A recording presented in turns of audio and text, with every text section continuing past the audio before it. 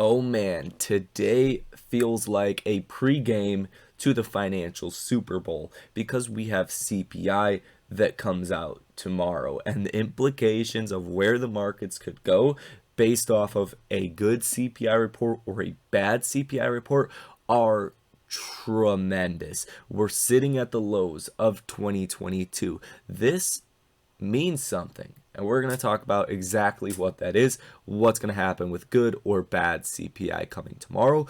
We also had PPI today, and we also had the FOMC Minutes, which came out today as well.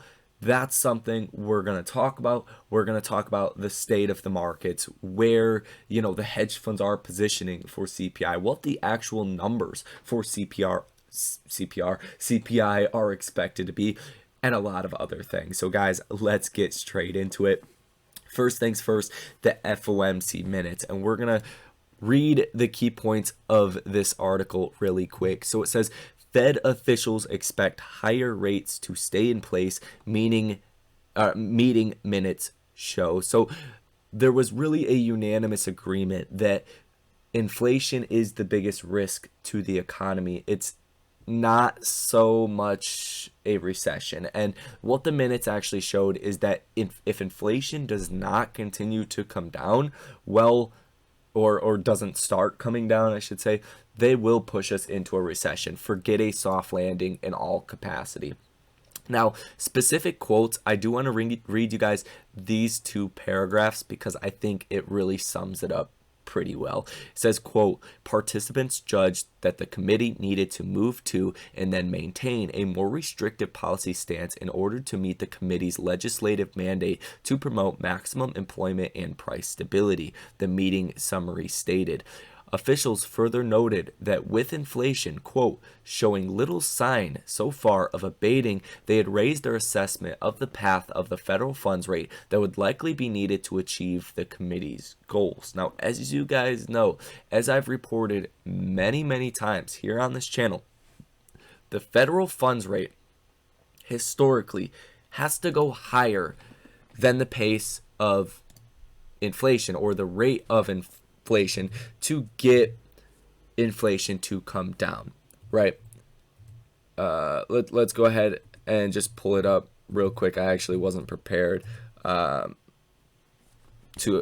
show you guys this, but I think in all regards it should be talked about because a lot of people maybe they haven't heard this before or they're not familiar with this, and this is the federal funds rate. Let's go ahead and edit this graph.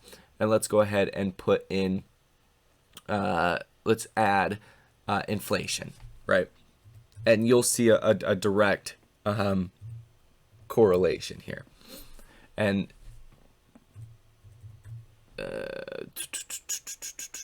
right here. So inflation, let's add that data to the chart. And that's the red line right here. You can see that by and large, the blue line, the federal funds rate, usually has to go to, if not higher than the rate of inflation to get inflation to come down. Even back to, 2018, 2019, when inflation was running at 2 to 3%, the federal funds rate still had to go higher than the rate of inflation to get inflation to come down. And that's, I think, something that's going to be tested this time around because inflation is so high. It's at 8%. The federal funds rate can't necessarily go up that high that quick and not give you a depression. You're talking a full-on depression if the federal funds rate had to go to 8%. Because for one thing, let's take a look at this chart.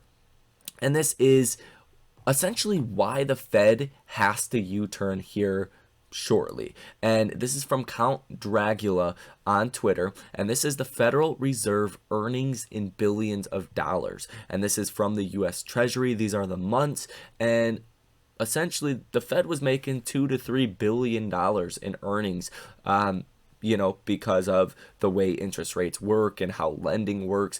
We're not going to get into that right here and right now, but the Fed, long story short, is not really making any money on their whole entire balance sheet. And what this says is the Fed now earns less on its assets than it pays on liabilities. It's a problem, and the only realistic way to fix this short term is to slow down the hikes. If they don't fix it, we start proper unbacked money printing, and that's going to be something that would lead to more and more inflation. So that's something hopefully you guys have heard about before, but when the Fed is reducing their balance sheet, when bond rates go up, it would literally bankrupt America or come damn near close to it if the Fed continues to unload the balance sheet, because the Fed cannot afford to pay 4, 5, 6, 7, 8% on these bonds.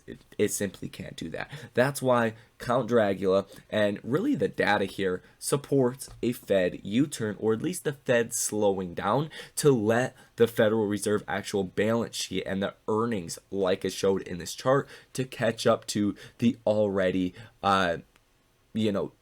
solidified monetary policy, all the rate hikes that have already happened, and all of the quantitative tightening that has already started to happen. So there you guys have that, and I think that's important to actually point out in the regard of where we currently sit, because the Fed raised rates 25 basis points, and then 50 basis points, and then 75, and then another 75, and then another 75, and we're heading into November 2nd, which the Fed is going to raise rates again, and we're expecting another 75 basis point rate hike to put the federal funds rate in between 3.75% and 4%. This is above that neutral level, and the neutral level means that the Fed is not stimulating the economy. They're not reducing economic activity in the economy. It's that neutral level in which the Fed's not playing a role in stimulating or not playing a role in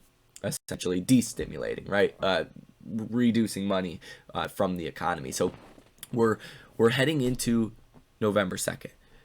Also the midterms, which the stock market tends to bottom out before the midterms, and then we tend to have a very historic rally after the midterms. And I'm sure you guys already know this if you watch other people as well, but we are sitting at the 200-week moving average for the stock market. This has only happened 4 times in history, and every single time you have gotten a bounce at this level. So history does show or show a pretty good sign that we're probably going to get a bounce here in the near term future. And you have seen a lot of Fed members and Fed speakers that have really started to talk about the Fed should slow down their rate increases. You have had the IMF come out and say that the U.S. Federal Reserve is going to break the world economy.